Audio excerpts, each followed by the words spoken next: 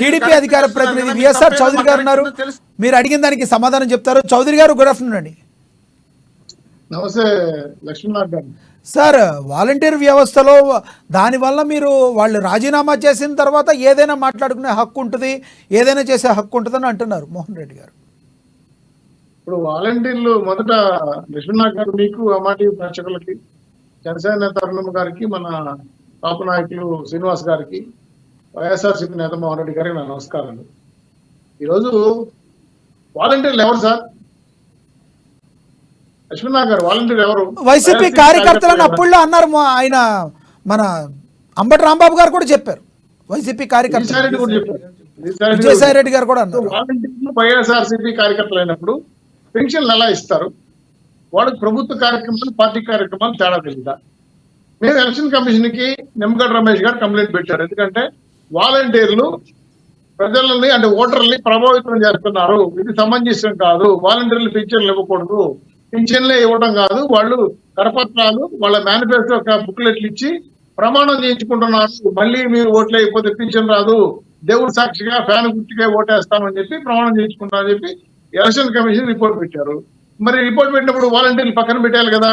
15 రోజుల క్రితం కంప్లైంట్ చేస్తే, 15 రోజుల క్రితం ప్రభుత్వానికి జవహర్ రెడ్డి గారికి, సిఎస్ గారికి నోటీస్ పంపిస్తే ఆల్టర్నేటివ్ వ్యవహారాలు చేసుకోవాలి కదా.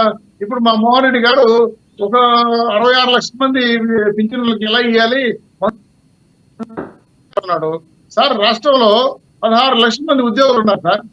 మీకు గుర్తుందో లేదో, మద్యం అవ్వలేకపోతే టీచర్లు కాపలా పెట్టారు. భీమల నాయక్ సినిమా, అదేవిధంగా అనేది నాకు రకాల పేరు కూతురావు, వకీల్ సాబ్ సినిమాలకి టికెట్ల రేట్లు పెంచడం కోసం పోలీసు వాళ్ళని, ఆర్టీ వాళ్ళని, కలెక్టర్ని అంతా పంపించేశారు. సార్, పింఛన్లు ఇవ్వకూడమే సార్. ఒక గంటలో మొత్తం ఎంప్లాయీస్ అనుకుంటే ఒక గంటలో 60 లక్షల మంది పింఛన్లు ఇక్కడ పారేస్తారు. అంత కెపాసిటీ ప్రభుత్వానికి ఉంది. సో దీన్ని ఆల్టర్నేటివ్ ఏర్పాటు చేసుకోకుండా, దీనికి అసలు వయసు ఇంకోటి ఉంది లక్ష్మీనాథ్ గారు. చెప్పండి. ముందు ఖజానా ఖాళీ అయిపోయింది చూసుకోండి. 18,500 కోట్ల రూపాయలు 1వ తారీఖు వస్తే 13,500 కోట్ల రూపాయలు ఆమె శ్రీలక్ష్మి ఐఏఎస్ ఆఫీసర్ గతంలో సస్పెండ్ అయింది, జైలు కూడా పోయింది. ఆవిడ అడ్వాన్స్ జీవోలు ఇచ్చేసింది. ఖజానా ఖాళీ. 8 జీవోలు ఇస్తే 3 జీవోలు ఎలక్షన్ కమిషన్ తిప్పికొట్టింది, మళ్ళీ రీబ్యాక్ వచ్చాయి. సో ఇప్పుడు ఖజానాలు 340 కోట్లు సోమవారం సాయంత్రానికి ఉన్నాయి.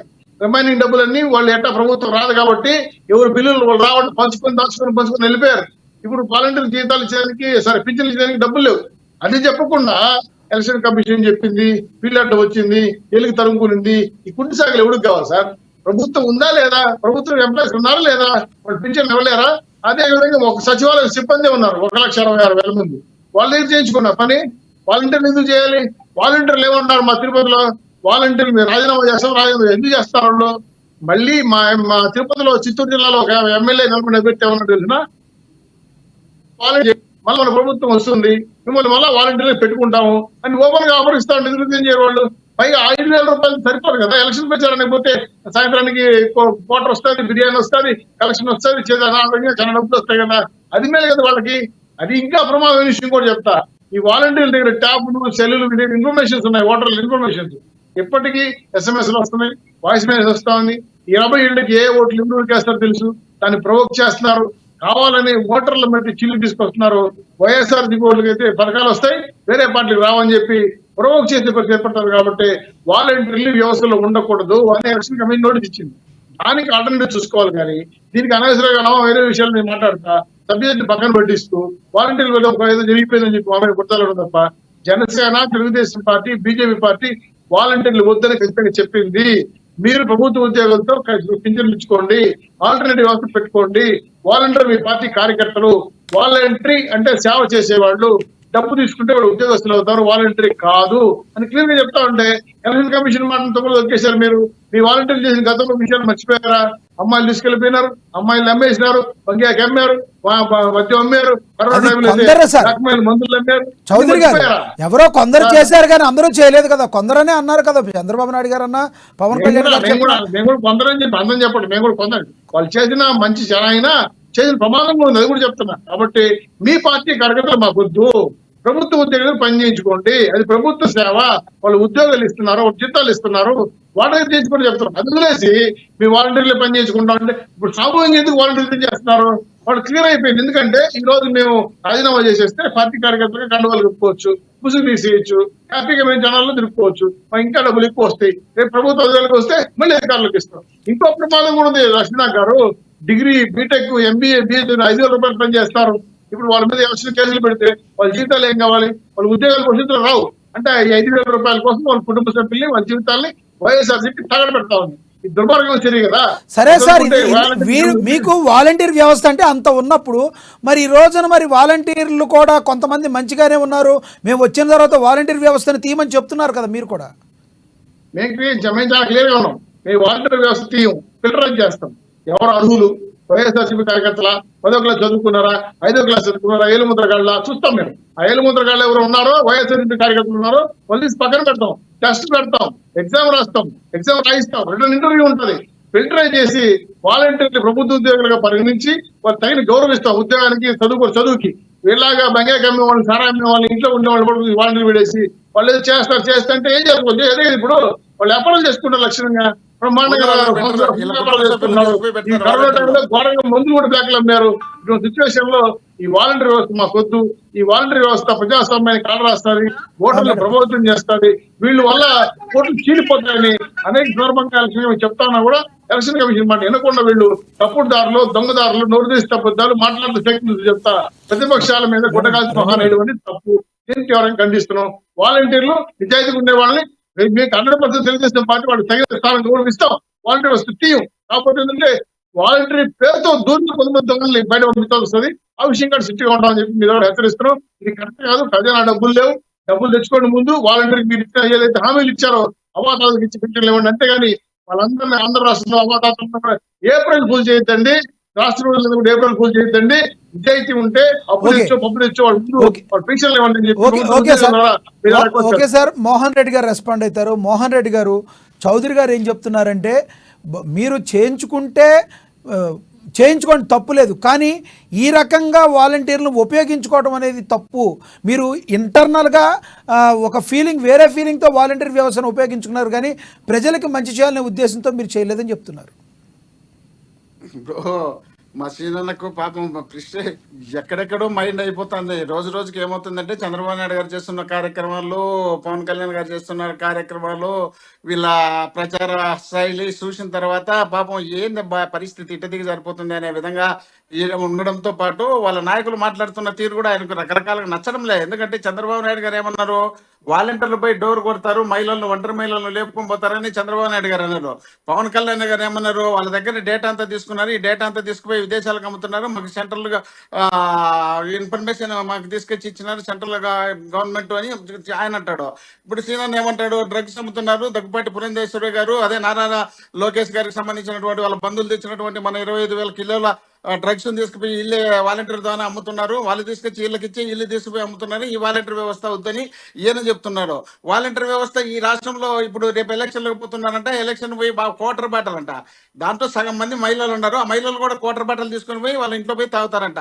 వీళ్ళు ఆ మహిళలను ఈ వాలంటీర్లు 2,55,000 మంది, దాదాపు 5 కోట్ల మంది జనాభాలో తీసుకున్నటువంటి ఈ వాలంటీర్ వ్యవస్థ, ఈ గ్రామాల్లో ఉన్నటువంటి వాలంటీర్ వ్యవస్థ, గ్రామాల్లో మన కుటుంబ సభ్యుల్లో ఉన్నటువంటి వాలంటీర్ వ్యవస్థ, వీళ్ళని తొలగించి ఇతర రాష్ట్రాల్లోనూ లేక ఇతర దేశాల్లోనూ తీసుకొచ్చారో, లేక తెలుగుదేశం పార్టీ కార్యకర్తలను వీళ్ళు మరి పెట్టుకుంటారు. ఈ తెలుగుదేశం పార్టీ కార్యకర్తలు సత్యహరిచంద్రులో, శ్రీరామచంద్రులో, మరి అది వాసన సీనని చెప్పాలా, గతంలో జన్మభూమి కమిటీలో ఉన్నప్పుడు వీళ్ళ మీద ఎన్ని అభియోగాలు వచ్చాయి, ఎన్ని ఆరోపణలు వచ్చినాయి, ఎంతమంది పెన్షన్లు ఇళ్లలో పెట్టుకున్నారు, పెన్షన్లు ఇవ్వకుండా ఎంతమంది దాచిపెట్టుకున్నారు, ఆ పెన్షన్లు వీళ్ళు ఎన్ని తిన్నారు, ఆ పెన్షన్లు వృత్తులకు ఇవ్వకుండా ఏం చేసినారు, వాళ్ళ బట్టకనేలు గుర్తు పడలేదని దాన్ని రద్దు చేసుకుని వీళ్ళు తీసుకొని తిన్న సందర్భాలేంది. ఈ రోజు స్వచ్ఛందంగా వాళ్ళ ఇంటి దగ్గర పోయి వాలంటీర్ తీసుకుపోయి 1వ తారీఖున వాళ్ళ ఇంటికి ఇచ్చి వాళ్ళ భుజం తట్టి నేనున్నా, నీకు ధైర్యంగా ఉండు, నీకు ఏ సమస్య వచ్చినా నేనున్నానని చెప్పి కులాలకు, మతాలకు, రాజకీయాలకు అతీతంగా వాళ్ళు చేస్తున్నటువంటి కార్యక్రమాన్ని జనము పూర్తి స్థాయిలో మెప్పించి ఈ రోజు అనేక మంది వృత్తులు, వితంతులు, వికలాంగులు రోడ్ల మీదకి వచ్చి కళ్ళకు నీళ్లు పెట్టి ఏడ్చుకుంటున్న చంద్రబాబు నాయుడు గారు లాంటి వ్యక్తులు ఈ రాష్ట్రానికి చాలా ప్రమాదకరం. రేపు మళ్ళీ వీళ్ళు ముఖ్యమంత్రులు రాష్ట్రంలోకి వస్తే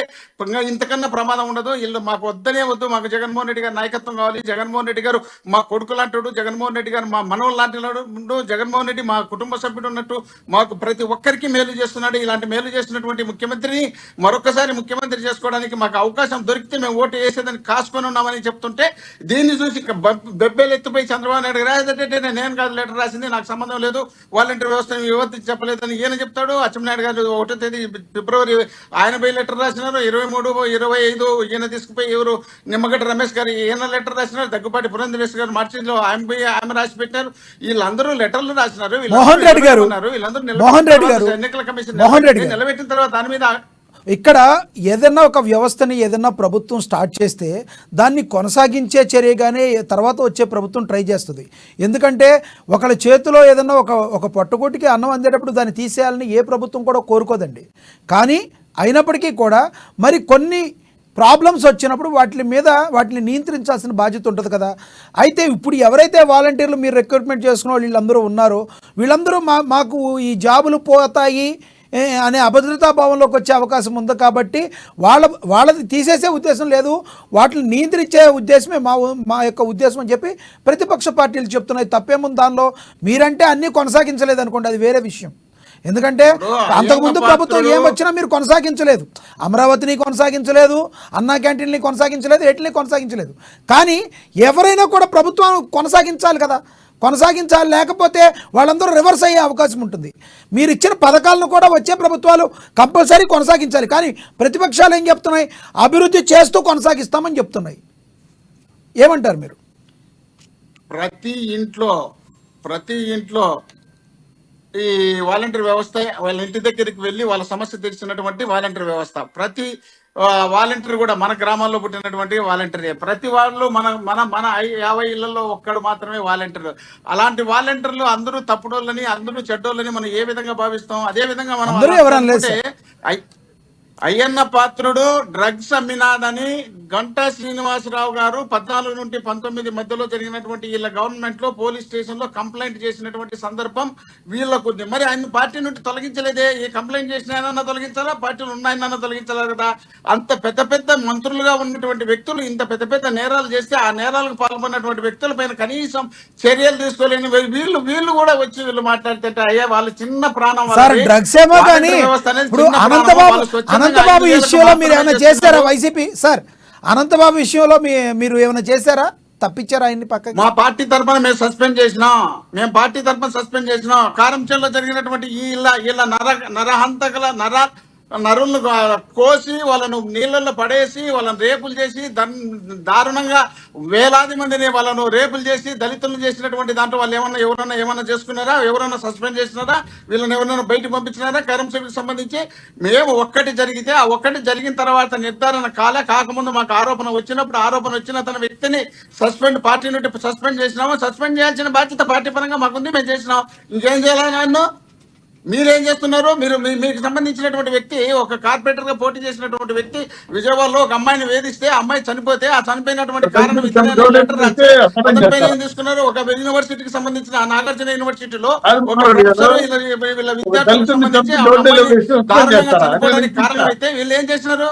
వీళ్ళు చేసినటువంటి నేరాలు ఘోరాలు కొల్లలుగా ఉన్నాయి సార్. వీళ్ళ గురించి మాట్లాడితే ఆంధ్రప్రదేశ్ ప్రజలు వీళ్ళు చేసినటువంటి ఘనకార్యాలు బాగా గమనించినారు. కాబట్టి ఇలాంటి ఘనకార్యాలు చేసినటువంటి పార్టీలు ప్రభుత్వాలు మాకు వద్దు, ఆ జగన్మోహన్ రెడ్డి లాంటి ముఖ్యమంత్రి మాకు కావాలనే ఉద్యంగా వాళ్ళు భావిస్తున్నారు. కాబట్టి వీళ్ళకి అదంతా తెలిసింది. కాబట్టి ఆ బాధను భరించలేక ఆ వాలంటీర్ వ్యవస్థ మీద రుద్దాలని చూస్తున్నారు. రివర్స్ కొడితే మళ్ళీ మా మీద వచ్చి పడుతున్నారు. ఓకే, మీ దగ్గరికి మళ్ళీ వస్తాను. శ్రీనివాస్ గారు చెప్పండి. ఇప్పుడు మీరు విన్నారు కదా, ఇద్దరు కూడా మాట్లాడింది విన్నారు. కాబట్టి వాలంటీర్ వ్యవస్థని మంచి చేసే ఉద్దేశంతోనే, మేము ప్రజలకు మంచి చేసే ఉద్దేశంతోనే పెట్టాము, మేము ఎప్పుడు కూడా క్లియర్గా ఉన్నామని చెప్పి వైసీపీ అంటుంది. ఏమంటారు? ఇప్పుడు వాలంటీర్ వ్యవస్థ పారదర్శకంగా ఉంటే ఇవాళ ఈ సమస్య వచ్చేది కాదు. వాళ్ళు పారదర్శకంగా లేదు కాబట్టికే మేము పార్టీకి అనుకూలంగా ఉంటున్నాము, పార్టీ వర్క్ మేము చేస్తున్నామని వాళ్ళు బహిరంగంగా చెప్పటము. అదేవిధంగా ఎమ్మెల్యేలు కూడా మరి అన్ని చోట్ల మరి వాళ్ళు ప్రెస్తో మాట్లాడేటప్పుడు కూడా మంత్రులు కూడా, అదే విజయసాయిరెడ్డి గారు కూడా, వీళ్ళందరూ కూడా వాలంటీర్లు మా పార్టీ కార్యకర్తలని చెప్పటంతో ఈ సమస్య అంతా వచ్చింది. అట్లా కాకుండా వాళ్ళు పారదర్శకంగా వాళ్ళ పని వాళ్ళు గవర్నమెంట్ ఎంప్లాయీస్ లాగా చేసుకుంటే ఇదంతా వచ్చేది కాదు. అంతేకాకుండా ఈ వాలంటీర్స్కి 5,000 రూపాయలు ఇస్తున్నారు. ఇవాళ బయటకు వెళ్ళేటువంటి రోజు కూలీకి కూడా 800 రూపాయలు ఇస్తున్నారు. అంటే వాళ్ళ ఎంబీఏ చేసిన వాళ్ళు, ఎంకామ్ చేసిన వాళ్ళు, ఎంఎస్సీ చేసిన వాళ్ళు కూడా 5,000 చేయటం అనేది గ్రౌండ్ లెవెల్లో సాధ్యమయ్యే పని కాదు. దానివల్ల ఏం చేస్తున్నారు, వాళ్ళు కూడా అవినీతికి పాల్పడుతున్నారు. పెన్షన్లు ఇచ్చేటప్పుడు కూడా దాంట్లో కొంత అమౌంట్ తీసుకోవటం, ఇవన్నీ కూడా మనం చాలా వీడియోస్ కూడా చూసాం అన్నమాట. అంటే వాళ్ళకి స్కిల్ డెవలప్మెంట్ ద్వారా వాళ్ళకి చేసి, వాళ్ళకి డెవలప్ చేసి ఏదైతే ఒక గ్రౌండ్ రియాలిటీ ఉంటుందో ఆ అమౌంట్ ఇస్తే ఇబ్బంది లేదు. అట్లా కాకుండా కేవలం 5,000తో వాలంటరీ జాబ్ కూడా కంటిన్యూ అవ్వడం చాలా కష్టం.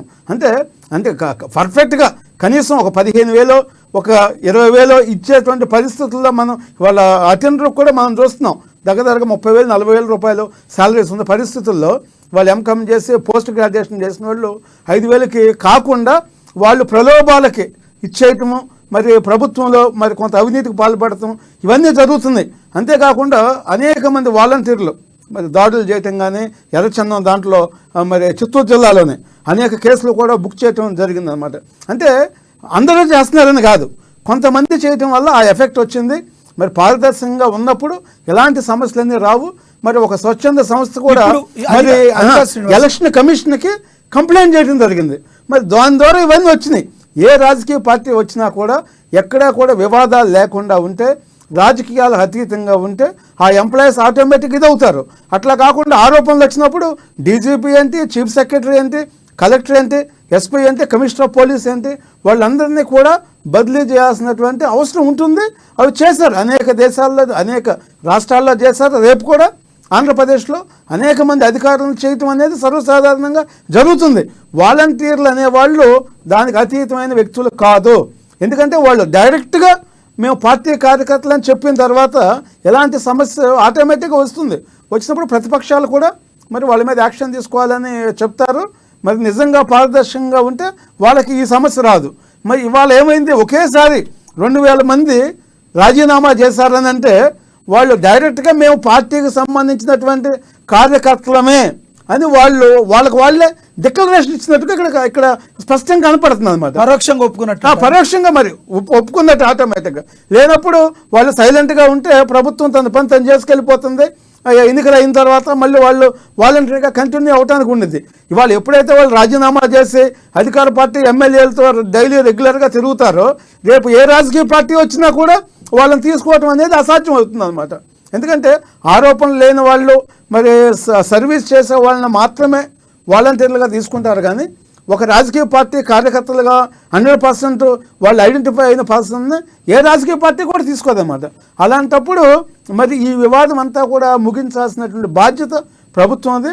ప్రభుత్వం ఆ పని చేయకుండా దీన్ని రాజకీయం చేసి ఇవన్నీ కూడా ఇవాళ వివాదాలకు కారణం అవుతుంది.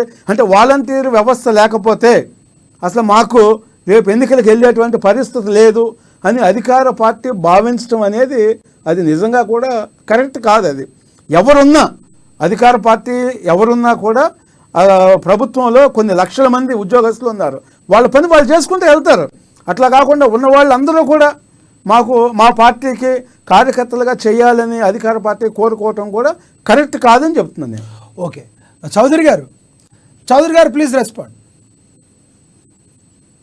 కృష్ణ గారు, వాలంటరీ వ్యవస్థ, ప్రభుత్వం, ఈసీ, ప్రతిపక్షాల వాదనలు, అధికార పక్ష వివాదాలు దీని మీద కదా మేము కూడా చూస్తున్నాం కదా.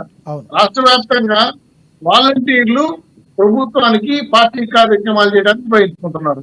అందుకే వివాదం వచ్చింది. మరి వాలంటీర్లు రాజీనామా చేశారు 2,000 మంది అంటే వీళ్ళ ప్రమేయం లేకుండా రాజీనామా చేస్తారండి? ఏం ధైర్యంతో రాజీనామా చేస్తారు? వాళ్ళు ప్రభుత్వం డబ్బులు వాడుకొని ఖజానా జీతం తీసుకొని ఎవరు రెస్పాన్సిబిలిటీ? వాలంటీర్ మీద ఎవరికి ఉత్తాధిపత్తి ఉంది? వాలంటీర్ మానిటర్ చేసే అధికారులు ఎవరు? సో వాళ్ళు వాస్తవంగా చెప్పాలంటే ఒక ఫ్రీడమ్ కలిగిన స్వచ్ఛంద సేవా సంస్థ కాకుండా వైఎస్ఆర్సీపీ కార్యకర్తలుగా వాళ్ళు ఉన్నారు. కాబట్టి అధికారులకు చేయటం లేదు, పార్టీ కార్యక్రమంలో నిమగ్నమయ్యారు. పార్టీ నాయకులు చెప్పిన మాట ఈరోజు రాజీనామా చేశారు. సో ఇటువంటి వ్యక్తులు మళ్ళీ వాలంటీర్గా పెట్టుకోవాలంటే క్వశ్చన్ మార్కే కదా. అందుకే మేము అంటున్నాం, రాష్ట్ర వ్యాప్తంగా వాలంటీర్లు ఓటర్లు ప్రభావితం చేస్తున్నారు, పాంప్లెట్లు పంచుతున్నారు, ఎన్నికల నియమావళి విరుద్ధంగా పార్టీ ప్రణాళికలు ఇస్తున్నారు. దీన్ని మేము ఖచ్చితంగా ఖండిస్తున్నాం. 2, అవాతాతలకు పింఛన్లు ఇవ్వాల్సిన బాధ్యత ఎవరిది? ప్రభుత్వం. ఎందుకు ఇవ్వడం లేదు? ప్రత్యామ్నాయంగా చూసుకోలేకపోయారా? ప్రభుత్వ ఉద్యోగులు లేరా? ఇవన్నీ క్వశ్చన్ మార్కులు అవుతున్నాయి. కాకపోతే కావాలని జవహర్ రెడ్డి గారు CS కానీ అదే పార్టీ ప్రభుత్వంలో నుండి ఆ ఫైనాన్స్ మినిస్టర్ గాని తగినంత డబ్బు ఖజానాలు పెట్టి వాలంటీర్ డిస్పోజ్ చేసి, వాలంటీర్ కాకపోతే సచివాలయ సిబ్బందికి డిస్పోజ్ చేసి, ఫలానా వ్యక్తులకి ఈ డబ్బులు చేర్చమని చెప్పుకుంటే ఈ పాటికి పింఛన్లు అయిపోయేది. ఆల్రెడీ బ్యాంక్ హాలిడేస్ ఏప్రిల్ కాబట్టి 3-4 రోజులు కంటిన్యూ హాలిడేస్ ఉన్నాయి, ట్రాన్సాక్షన్ ఆగిపోతుంది. ఇవన్నీ తెలిసి కూడా రాష్ట్ర ప్రభుత్వం కావాలని లేట్ చేసిందంటే దీన్ని వివాదం చేసి కావాలని ప్రతిపక్షాల మీద విమర్శలు చేయాలని కుట్ర ఉందేమో నాకు భయం వేస్తా ఉంది. ఈ 1 నెలతో సమస్య పోదు సార్, జూన్ వరకు పెంచాలి, రేపు నెల అవతల 3 నెలలు పెంచాలి. ఈ 3 నెలలు కూడా పింఛన్లు ఇదే డిలేట్ చేస్తే రాష్ట్రంలో అవాతాలకు ఇచ్చిన మాట మీరు 9 కిలోలు అవుతారా? మాట తప్పిన వాళ్ళు, మడం తిప్పిన వాళ్ళు విశ్వసనీయత అర్థం ఇదేనా? ప్రభుత్వ ఉద్యోగులు ఇప్పించరా?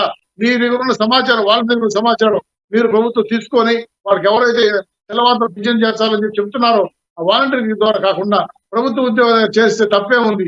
లేకపోతే మీకు ఇంకో సలహా చెప్తా, ఈ పొద్దు వాటర్ ఏటీఎం వచ్చింది, అదేవిధంగా సరుకులకి ఏటీఎం వచ్చింది.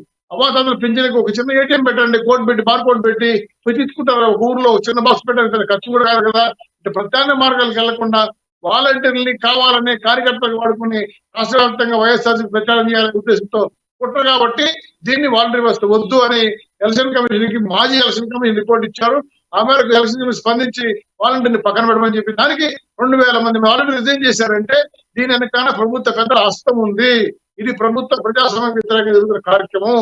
కాబట్టే మేము కరోనా పని చేసాం, ఆడ పని చేసాం, ఎందుకు పని చేశారు మీరు? మీరు ప్రభుత్వానికి మంచిగా తెచ్చుకోవాలని, తద్వారా ఓట్లు వస్తాయని, మళ్ళీ ముఖ్యమంత్రి అవ్వాలని చేశారు. కానీ ప్రజలకు సేవ చేయాలని, ప్రజలకు సహకరించాలని ఆలోచన లేదు వీళ్ళకి. కాబట్టి ఈ వాలంటీర్ వ్యవస్థ వద్దు, కావాలంటే ప్రత్యేక మనం చూసుకోవాలని చెప్పి దీనికోసం తెలుగుదేశం పార్టీ, జనసేన, బీజేపీ మీద మరకలు వేయద్దని చెప్తున్నాం. ఈ రకంగా రాజీనామా చేయడం ఇది ప్రభుత్వం యొక్క కుట్ర, లబ్ధి పొందాలని చెప్పి ఈ రకంగా ప్రభుత్వం చేస్తుంది అంటున్నారు. ఒకటి మాత్రం నిజం సార్, మీకు విషయం చెప్పాలి. 5,000 రూపాయల కోసం విచ్ఛిన్నంగా పనిచేసే వాలంటీర్ ఎవరు లేరు. ఇసుక లోడ్ చేయాలంటే వాళ్ళు చేయి జరపాలి, ప్రభుత్వ పథకాలు రాయాలంటే వాళ్ళు చేయి జరపాలి, పింఛన్లు టైంకి ఇవ్వాలంటే కటింగ్లు ఇవ్వాలి, అనేక కార్యక్రమాలు ప్రభుత్వం నుంచి పొందాలంటే వాళ్ళకి లంచాలు ఇవ్వాలి. వాళ్ళు బాగా అలవాటు పడిపోయారు, వాళ్ళు 5,000తో బతకట్లేదు. ఒకటి చౌదరి గారు మీరు అభియోగాలు అన్ని చేస్తున్నారు. అంతకుముందు 2014 ఇట్లాంటి ఏవి మీ దగ్గర జరగలేదా? చేయి తడపడాలు, లంచాలు అనేవి మీ చంద్రబాబు నాయుడు గారు ప్రభుత్వంలో తెలవదా? వాళ్ళ దేశభక్తులు కదా, తెలవదా చౌదరి గారు? ఏదన్నా మనం చేస్తే ఈ మొత్తానికి కలిపి వైసీపీ ప్రభుత్వం వచ్చిన తర్వాతే మొత్తం ఘోరం అయిపోయింది అన్నట్టు మాట్లాడకూడదు. ఇలాంటివనే అంతకు ముందు నుంచి కూడా ఉన్నాయి, దాన్ని నియంత్రించాల్సిన బాధ్యతగా అందరి మీద ఉంటది కదా. వీళ్ళు ఏకంగా బద్దగించేశారు. అంతకుముందు ఏదో 10 రూపాయలు 5 రూపాయలు తీసుకుంటా ఉన్నారు, అప్పుడు పింఛన్ కూడా ఇంత లేదు. సరే సార్, మీ దగ్గరికి మళ్ళీ వస్తారు. మోహన్ రెడ్డి గారు రియాక్ట్ అవుతారు. మోహన్ రెడ్డి గారు రియాక్ట్ అవుతారు. మళ్ళీ వస్తారు మీ దగ్గరికి. మోహన్ రెడ్డి గారు ప్రభుత్వం దీన్ని ఓకే, మనతో రాయపాటి అరుణ్ గారు వచ్చారు.